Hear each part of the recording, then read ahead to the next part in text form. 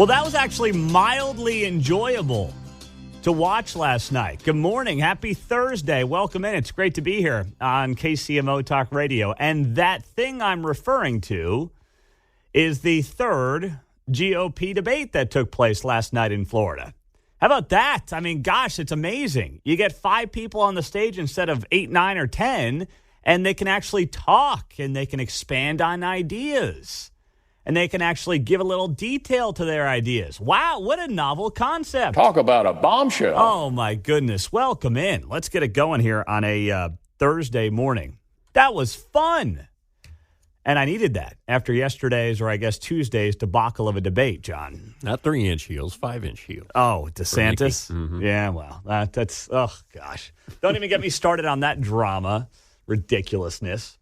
So, first off, I will say this. I didn't like the order of topics last night. It was like the first hour was being spent on foreign policy. And don't get me wrong, it's important. We know that Israel and what's gone on over there is a headline story right now.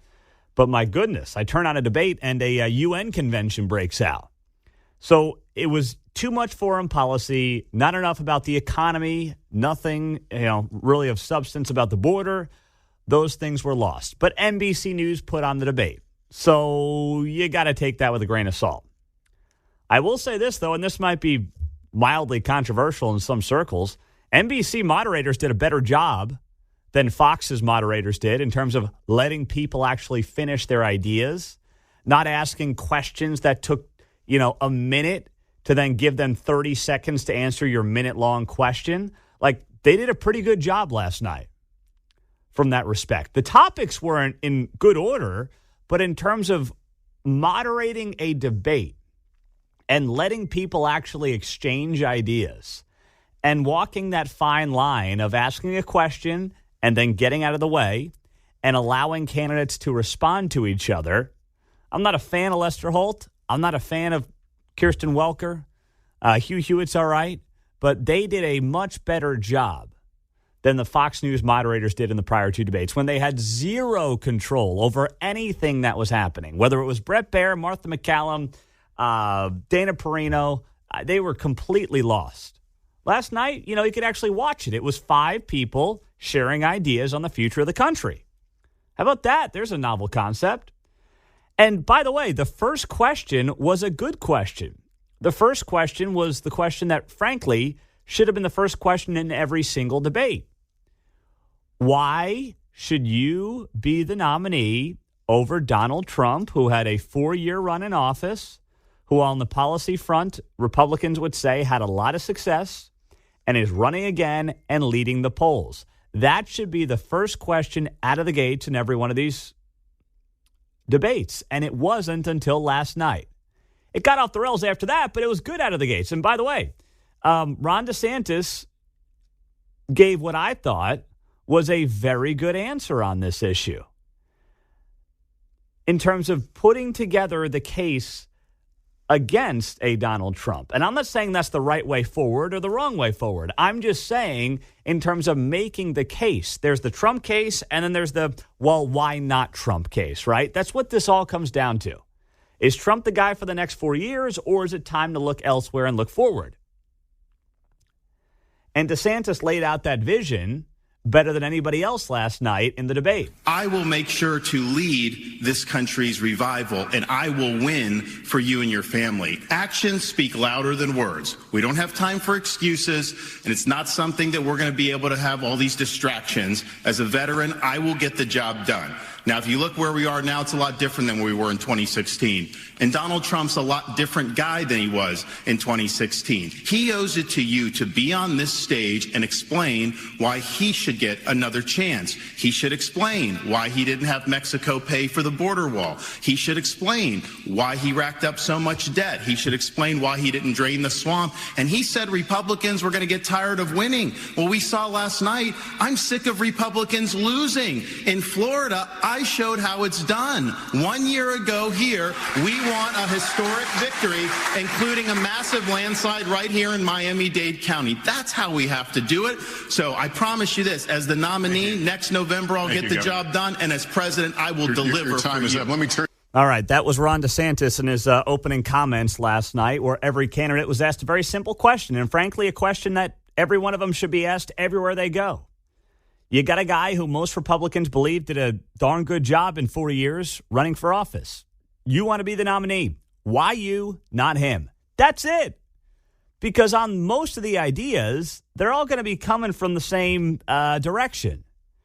But when it comes to their ideas and why them and not Trump, that's what most people want to know.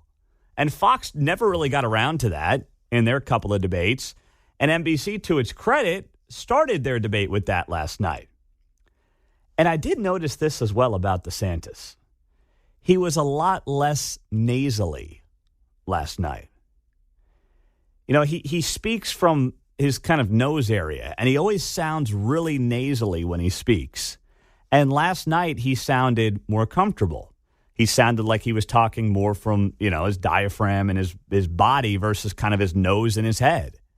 And he sounded less whiny as a result. So I don't know if that was a coincidence. I got to imagine somebody's been working with him on that.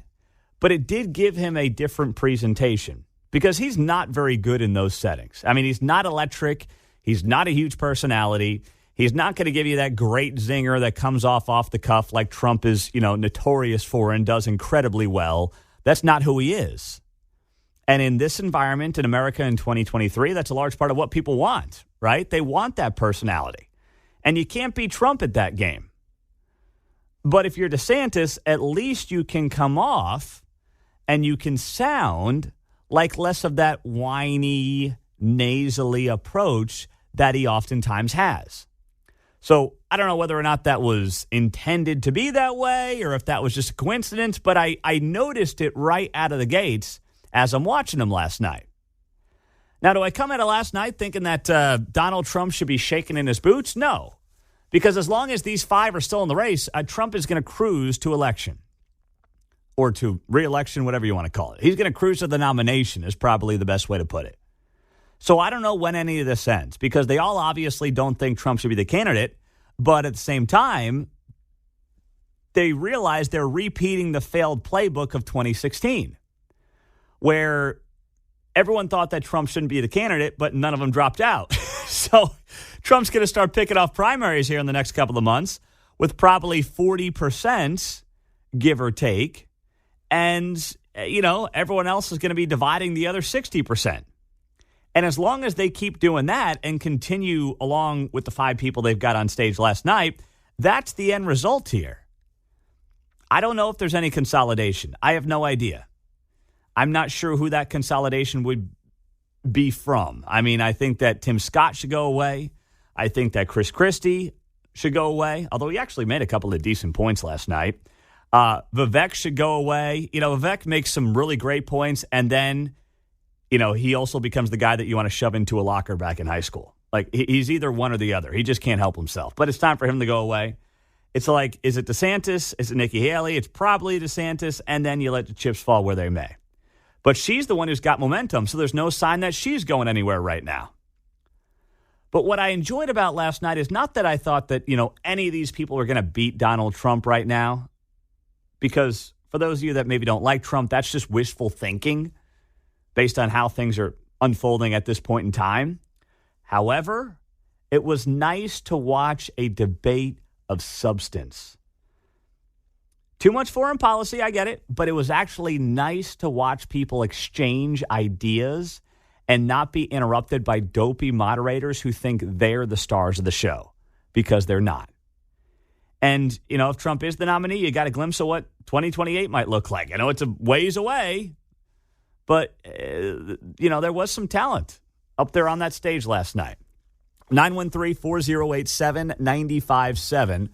I don't know if anybody actually had their thoughts change ahead of 2024, but it was enjoyable to watch.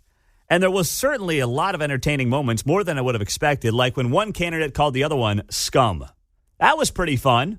We'll play that one for you coming up on KCMO Talk Radio, now on your FM dial at 95.7. Don't you like it when people are calling each other scum on national TV? Oh, my goodness gracious. That's what we saw last night. It was actually mildly entertaining.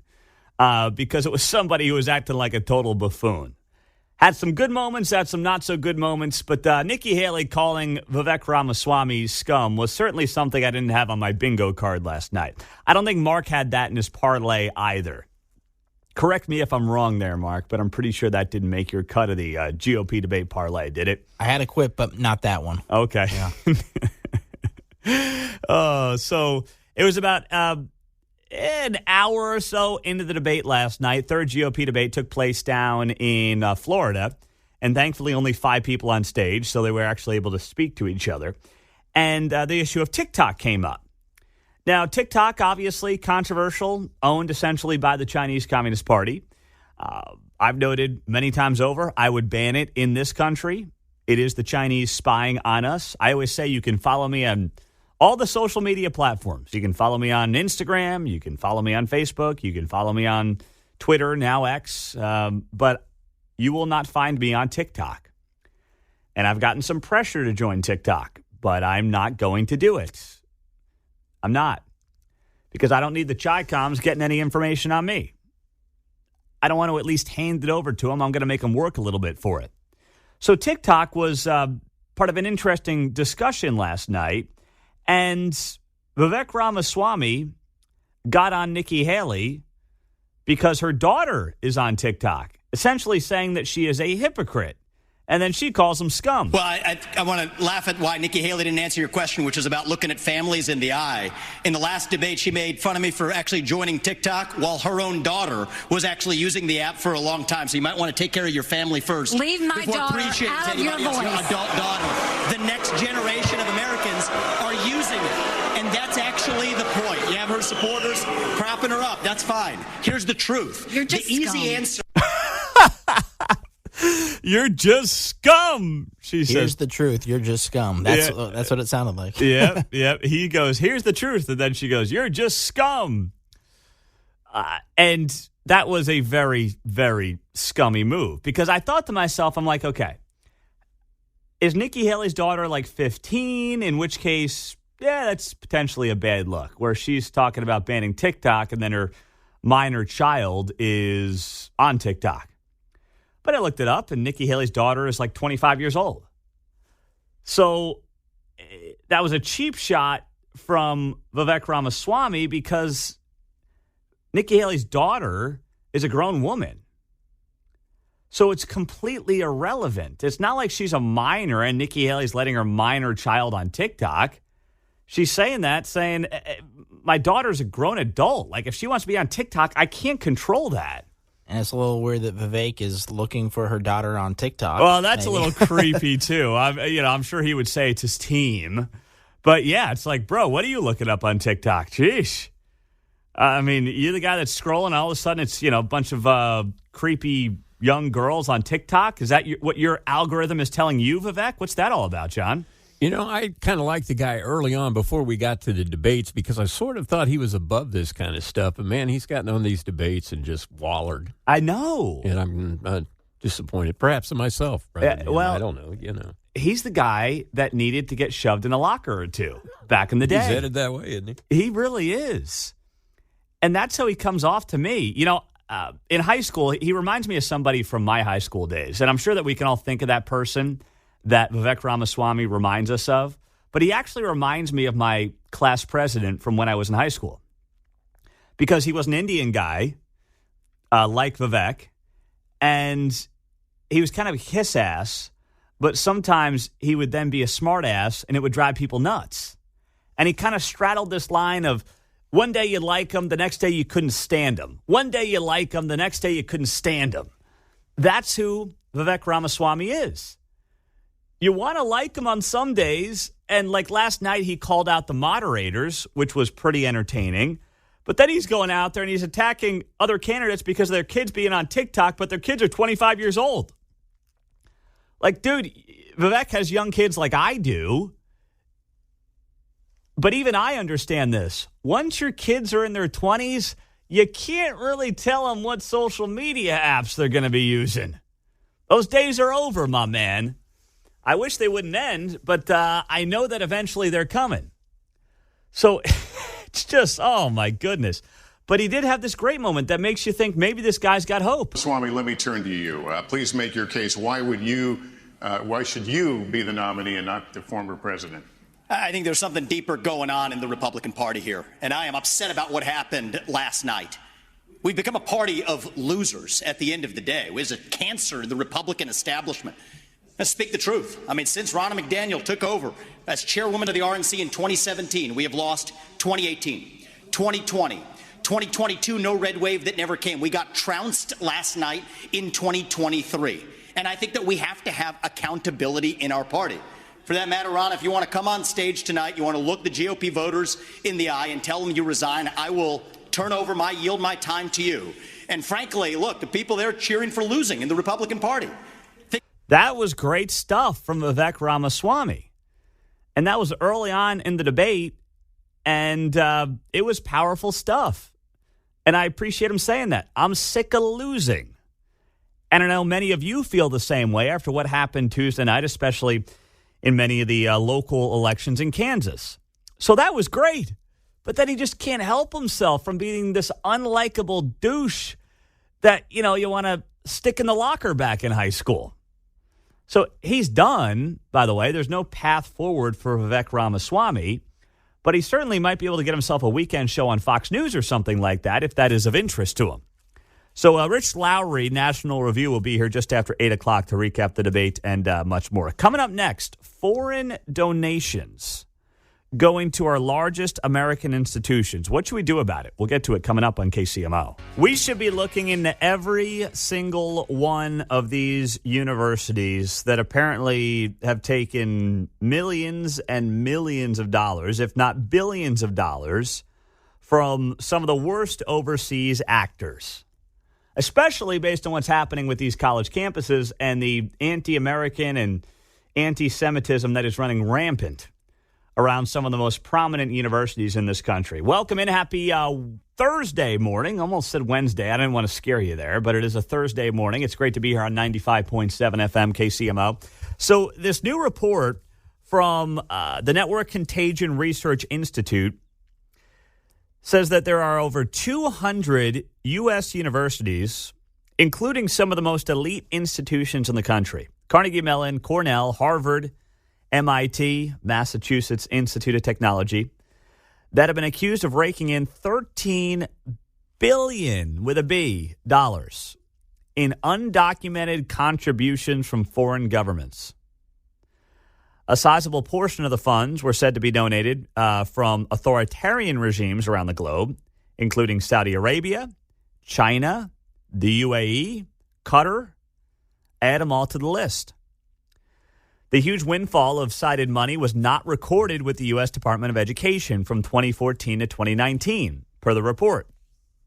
Carnegie Mellon received the most from foreign entities in that time span at $1.47 billion, while Cornell scooped up $1.3 billion. Harvard notched a cool $900 million, and MIT collected $859 million. John? Were they paying off students' unpaid lunch bills? Maybe, sounds like a little more than that. Yeah, that tells me that's a little more than what was going on there. Qatar donors easily contributed the most to institutions at $2.7 billion. England second on the list, $1.4 billion. $1.2 billion from China, as Trump would say, China. He always says it with the I, or the Y, I should say. And then $1.1 billion from Saudi Arabia. The UAE contributed $431 million. These institutions have completely lost their way. Remember when college was a place for 18-year-olds to go, to learn something, to develop a skill set for the real world, to get them ready for the real world, to also give them a little freedoms as young adults to transition to the real world? Remember when at its basic premise, that's what college was meant to be for? And yes, research was obviously a part of it as well. But at its very core, we were taking 18-year-olds, men and women, and turning them into adults ready for culture, society, the quote-unquote real world, That's what it was about. That's what it was in large part intended to be. And now it's just big global business.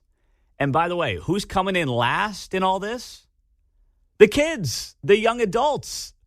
They're coming out the losers here. The institutions are coming out big winners, right? They're in cahoots basically with the federal government here in the U.S.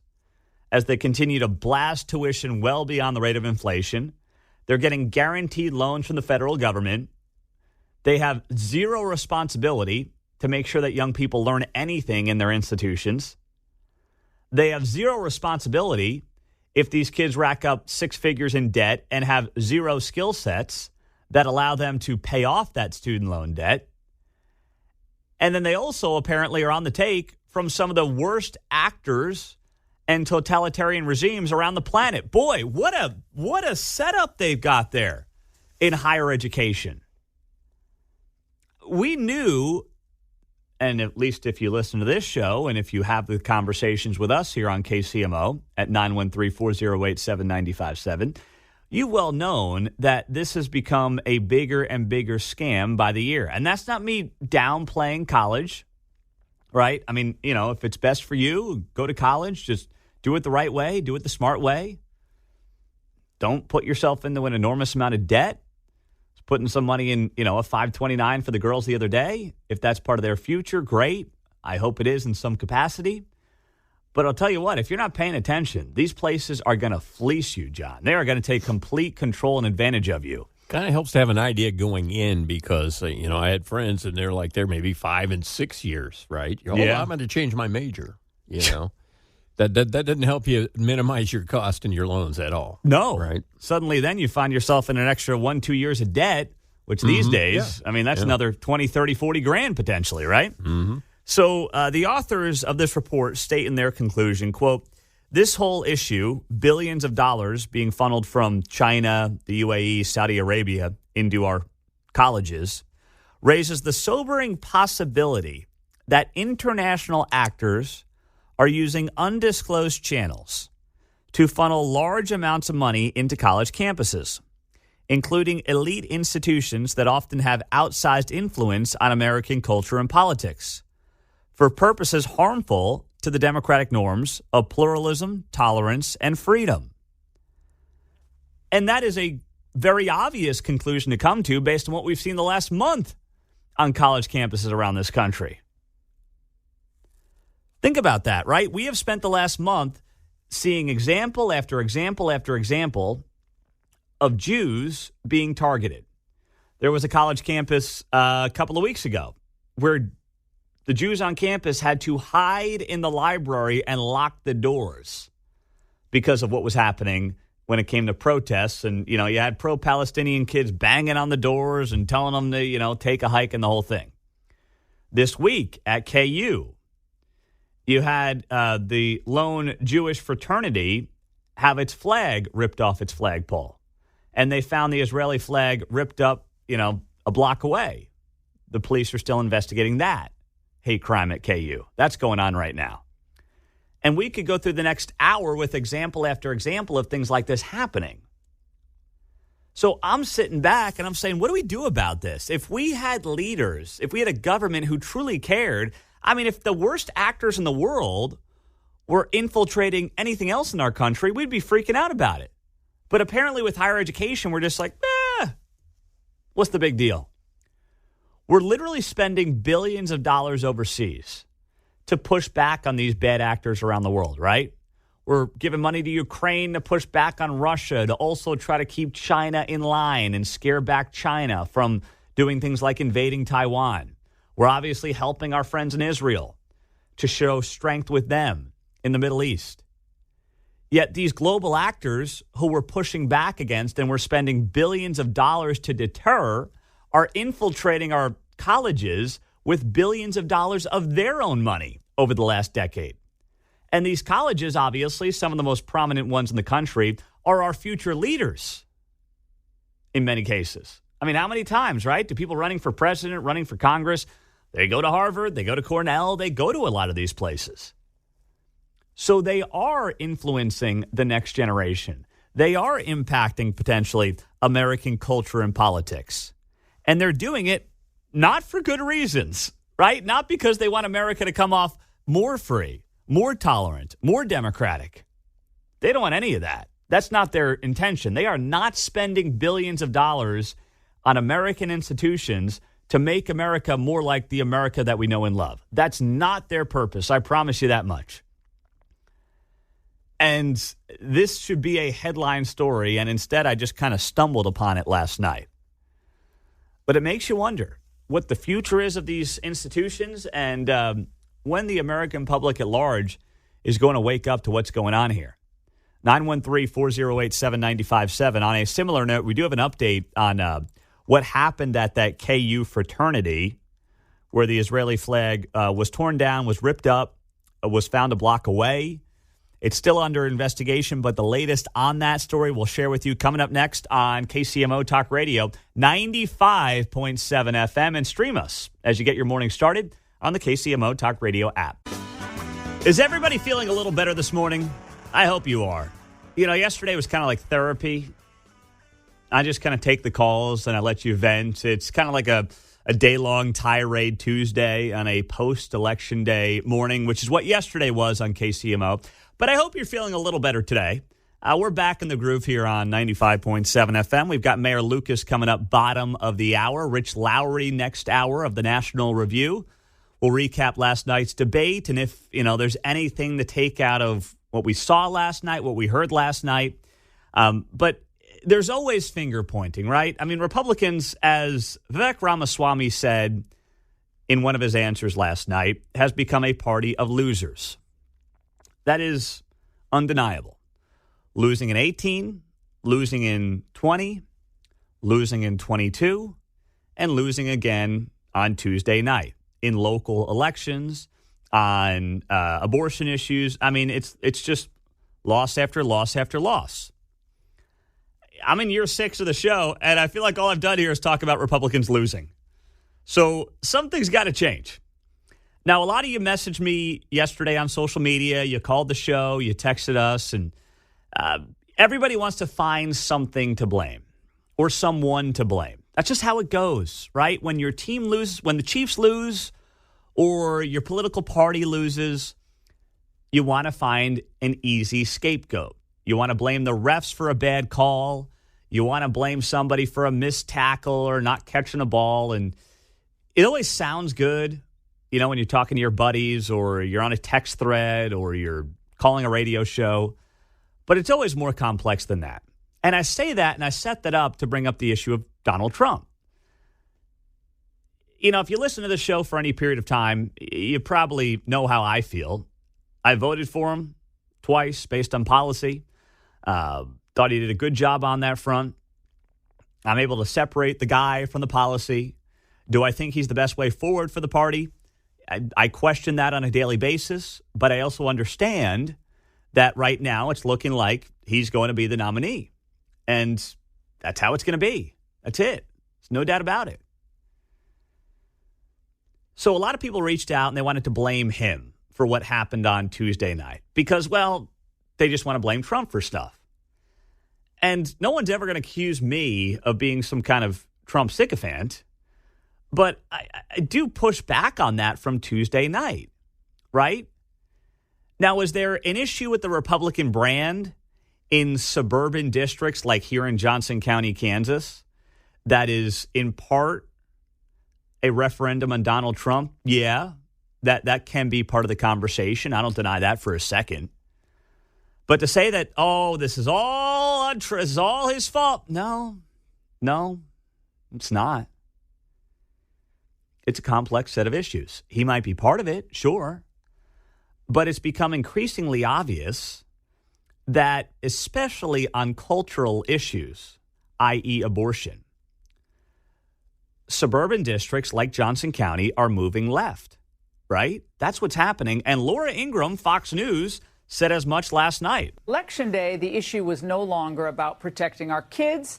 It was about keeping Nazis off the school board. Again, it's time to recognize that the suburbs are increasingly left-leaning on the cultural issues. Plus, the Democrats are able to outraise, outspend, and better frame these issues than Republicans. And Laura Ingram's spot on. That's exactly what we saw in Johnson County, where some of the more conservative, let's say, school board candidates all had their clocks cleaned. You know, we had some of them on the show. They were very good people, but they didn't win, and they didn't come all that close.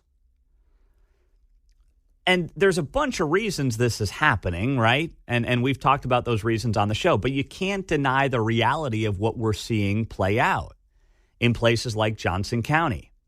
And you can either adjust or you can keep losing, and you can continue to develop a victim mentality as a culture of losing continues to permeate. It's kind of like being I was going to say Oakland Raiders, but now the Las Vegas Raiders. Like, they just can't get out of their own way.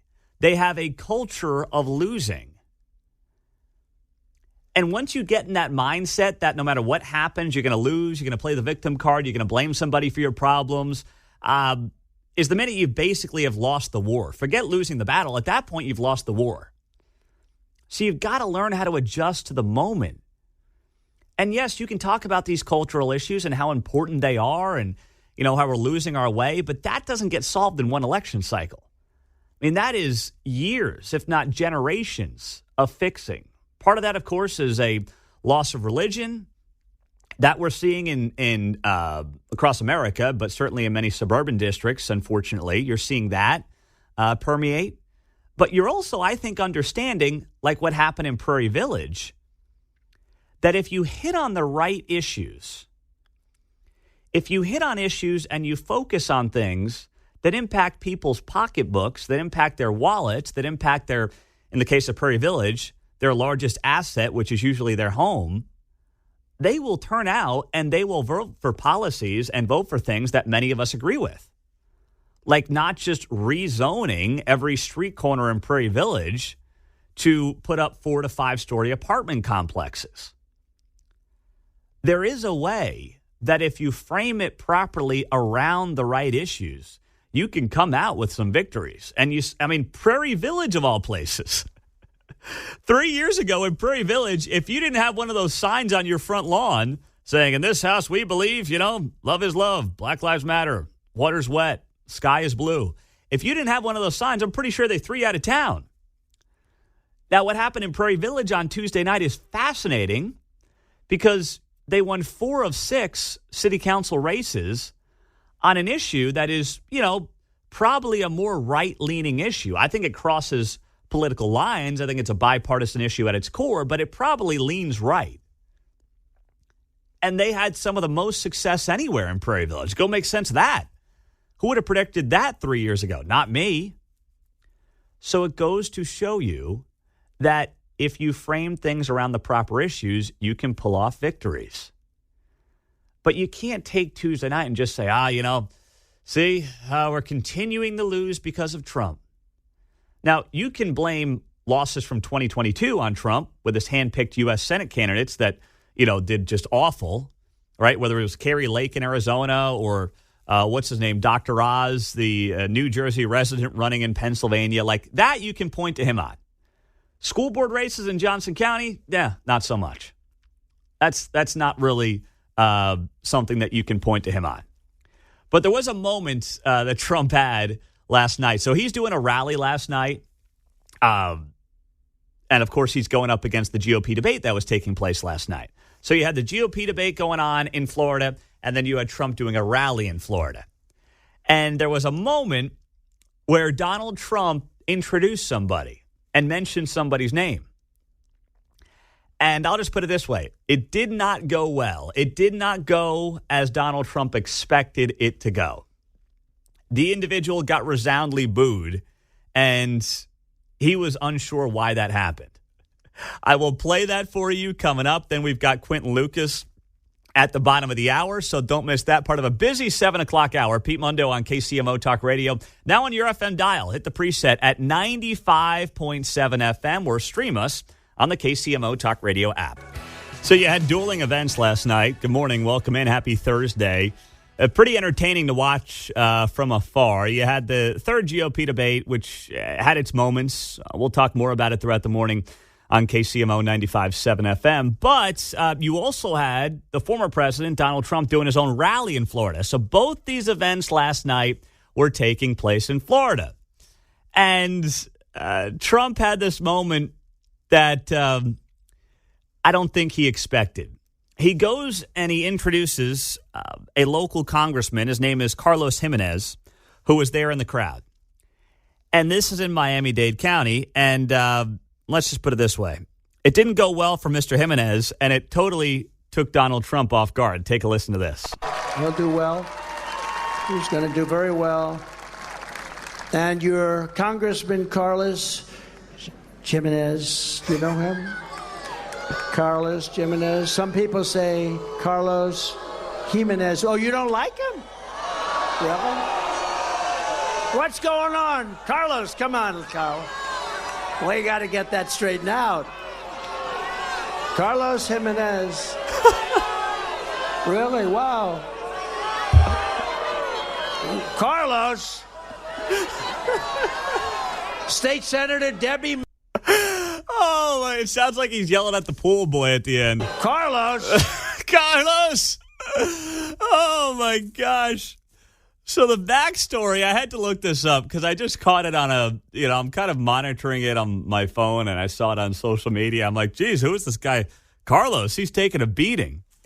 So Carlos Jimenez used to be the mayor in Miami, and he came out back in 2016, and he supported Hillary Clinton. Now he's in Congress as a Republican, and he was there last night on behalf of Donald Trump. That being said, I guess the people down there remember Carlos Jimenez. And also, as he's been accused of, this is a guy who very much was supportive of a lot of the lockdowns back in 2020. Now, once again, he ran for Congress in 2020 after being the mayor. He won. He's now a Republican. But he was very vocal. He wrote op-eds about how he was supporting Hillary Clinton back in 2016. But I guess now, he's made peace with Trump at least. But he clearly hasn't made peace with some of the voters in the district. But I love how Jimenez. He'll do well. He's going to do very well. And your Congressman Carlos Jimenez, do you know him? Carl. What is he, a chimney? Carlos Jimenez. Oh, gosh. And it's Jimenez, like, G-I-M-E with the little thing on top, N-E-Z. But, gosh, I was just laughing hysterically. And then I'm like, I thought he said Carla at first. Carla. Like, Carla? What? We need this as a new drop, too. Carlos! Sounds like he's yelling at, one of the waiters at Mar-a-Lago forgot the Diet Coke or something. Where's Carlos? Carlos! I need ice in this Coke, Carlos! Come on, where is he? Get me Carlos! Oh, brother. Oh, 913-408-7957. Happy Thursday morning. Got to laugh because, once again, it's been a tough week. Mike in Olathe. Goat. What's up, Mike? Yeah, I used to live in the Mojave Desert, too, up in California. It's really kind of cool. It's amazing. I don't know how you, with the cactus and everything. Hey, dude, that right there, last night, I'm not joking. Wifey didn't want to watch. I said, we got to watch. There's only 6 of them or 5 of them. That was the most organized, well-run, disciplined, relevant question debate I've watched in 20 years, and it was NBC. I mean, they held him to account. They didn't let him go crazy. Ramaswamy tried to a little bit, but that dude is super intelligent and super, I don't know what the word is, but he can speak. He can definitely tell it, and he went after him right away. And I loved Leonard. The moderators didn't even flinch. They just kept going. They let him go, and they moved on. Dude, it was a joy to watch. And everybody, I think, did a pretty good job, except for Scott, who had a little bit of a, speaking issue at times. But, overall, dude, to me, that was the most organized, well-run debate I've watched in a long time. I agree, Mike. Thank you very much. I started off the show with that very comment. I didn't love the organization of the issues. I thought it could have been more economically based in the first hour. It was a lot of foreign policy. Now, it should have been based on, Israel and what's gone on there. But the first hour was all foreign policy stuff. That was a little much. But I agree. NBC did a much better job than Fox News did in 2 debates. Not even close. Now, it helps you got less people on the stage. But Lester Holt, Kristen Welker, is it Kirsten or Kristen? I don't know. I always forget if it's Kristen or Kirsten Welker. And then Hugh Hewitt did an outstanding job in terms of letting them speak, not making it about them, the moderators. Like on the Fox debates, you'd have the moderator ask a minute-long question and then say, 30 seconds, go. It's like, wait, you just asked a question that took a minute to set up, and now I get 30 seconds to respond? Is this about me or is this about you? Fox did a terrible job with their 2 debates. NBC did a much better job. Once again, a little too deep into the foreign policy stuff. Like Hugh Hewitt was like asking, how many naval ships would you make? Or I'm like, what? How many naval ships? I mean, who? Even people in the Navy are like, what? What? That was weird. So it got a little too deep into that. But overall, in terms of how it was conducted, the way it flowed, people were allowed to speak. They were allowed to do rebuttals in, a manner that was effective. I thought it was outstanding. I agree. It was a joy to watch. I know it probably is not going to do huge ratings. I can't imagine. I mean, Trump's not there. It feels like Trump's the nominee, barring something unforeseen. So I don't know how many people ended up watching it compared to the first 2, but we'll see. But for those that did, and I'm with you there, Mike, it was a pleasure to watch. I'll give you that for sure. Coming up on KCMO Talk Radio, we are going to have on the mayor of Kansas City. I got to ask about that big old trip to Germany. Did he have all this business that he's bringing back from Frankfurt or not? Got to find that out. Coming up here on KCMO Talk Radio, 95.7 FM. Wow, I am just seeing this. I got this from one of you via email. peep.mundo@cumulus.com is how you can find me. It's from Matt. And I hadn't seen this story, but it was updated this morning from Fox 4. The headline here, Plaza shoplifters threaten woman with gun as she tries to photograph them. Boy, more bad news on the Plaza. Unbelievable. I had that in the rundown for Ray's show today. Good. Yeah, I figured he'd like to talk about that. Well, I don't mean to take it off his plate here, but, it's a free-flowing show. Oh, yeah. I had just missed this. Up. Good. Well, I'm glad. I want to get Ray's take on that later on this morning. Of course, Ray Stevens, killing it every day, 10 to noon on KCMO. Not killing it like people on the Plaza, just killing his show. So, Rochelle Adams said she had no plans of trying to detain the suspects fleeing from Moose Jaw on the Plaza Thursday with an estimated $2,000 worth of merchandise. But when one female suspect pointed a gun at her, her prior military training may have taken over. Now, Plaza has security, of course, both paid and whatnot. But in this case, here's what happened. Army veteran Rochelle Adams saw 2 women running to a car loaded down with clothes on hangers, followed by a store employee as she sat at the stoplight. She said that she lifted her phone up to take a picture of the driver. And at that moment, the individual who was stealing clothes from Moose Jaw lifted her gun and pointed it at her. Rochelle Adams said the woman with the gun then got inside her vehicle trying to wrestle away her phone and move her foot off the brake, but she held her ground. She said, I do remember thoughts going through my head of what if the other person involved with the robbery from Moose Jaw points a gun at her child. What if the next person she points this gun at pulls the trigger? Video shows them ramming her car trying to get away. Some shoppers, also fed up with the crime, were just happy Adams wasn't hurt.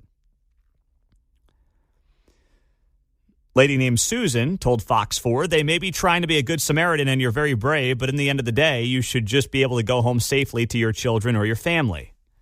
The mother of 3 was left with a badly damaged vehicle and the suspects got away. But they didn't get her phone or a hold of that photo. In fact, the woman dropped her own phone on the road in the tussle, which Adams gladly handed over to police. Welcome to the Plaza. Serious, and I say this as someone who, year 6 of being here in town. It's home for me now. It's the longest I've lived anywhere since I was a kid. So this is home. Both the girls have been born here. Got a third one coming in March. This is home for us and our family. But even in my 6 years now, I have seen the Plaza go from a crown jewel, which we were all excited to show off to our families when we moved to Kansas City, to now being a place that I would have no interest in bringing them unless it was broad daylight and there was something specific that we had to go do down there that we couldn't do somewhere else. That's it. Maybe I'll drive through around Christmas time to see the lights. But I've got a lot of restaurants that I really like down there on the Plaza. I don't want to name them. I don't want to show favoritism. But here's the thing. Some of those restaurants have places in other parts of town where I can go get the same food from the same restaurant in a different part of town. So I don't even need to go there necessarily for some of these restaurants. And you can probably figure out which one they are. But this is the problem here. It's a law enforcement issue. Kansas City not funding its law enforcement. You can't really do proactive policing when you're down 300 cops. You've got criminals who have no fear whatsoever of the prosecutor's office. I mean, ask yourself this.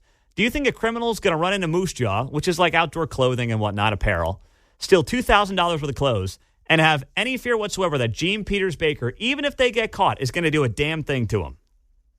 Of course not. No way would they fear Gene Peters Baker if they even ever got caught. So instead, they run into a prominent clothing store on the Plaza, and what do? We'll take it, take our chances. Even if we get caught, $2,000 in merchandise, what's the big deal? By the way, here's what else is interesting, and one of you noted this on the text line. Fox 4 not showing the face of the lady who pointed the gun. Makes you wonder why, right? You think they would do that on every crime suspect photo or video? Fox 4 can't even shame a person pointing a gun? Are you kidding me? You want to talk about woke, demented media? I mean, that's just case in point right there. Do the job. If you actually care about the well-being of folks in and around Kansas City, you got a lady who stole $2,000 worth of merchandise and then pointed a gun at a Good Samaritan. And I'm looking through the video right now. Nothing whatsoever. I can't find anything that shows the photo of the individual. They got a lot of random people here that they were talking to, Good Samaritans and people on the street. But geez, I mean, would it kill you to show the video? Once again, I'm just posing the question. If you care about the safety and the well-being of Kansas City at large, right? This person could be on the run. Who the heck knows? That's really disappointing because they got a lot of good reporters there to do a lot of good work, a lot of good anchors. I don't know why they're not showing that photo. I mean, I think I know why they're probably not showing that photo, but you can't state the obvious.